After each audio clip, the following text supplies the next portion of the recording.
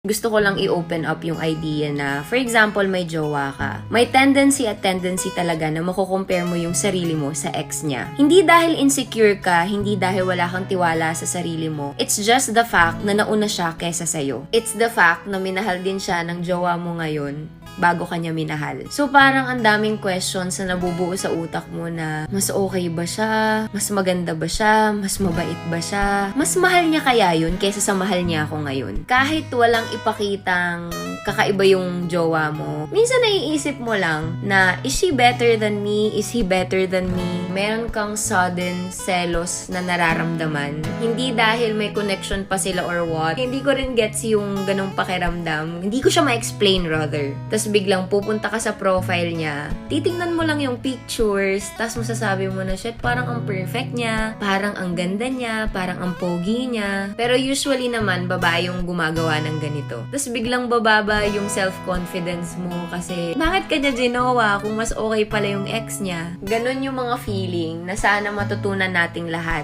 na hindi na dapat natin maramdaman yun. Kaya nga tayo na yung bago for a reason. Tayo na yung present for a reason. Kaya sila ex kasi part na sila ng past at hindi sila nag-work dahil hindi talaga para sila sa isa't isa. Maliban na lang dun sa mga mag-ex na nagbabalikan pa tapos may ginagamit na rebound. Boo! So kung ikaw yung bago, ikaw yung present, just enjoy the phase na ikaw yung nandyan ngayon dahil ikaw yung gusto niya. Katulad mo, malaki din ang pangarap ko.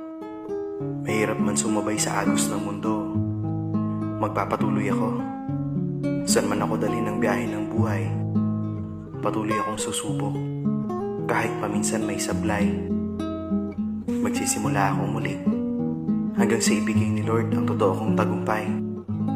Sila muna ngayon. Sa susunod, tayo naman ang aahon. Maniwala ka lang. Kapit lang. Padayon. Puhon. Narito ako sa isang lugar na di ko maintindihan.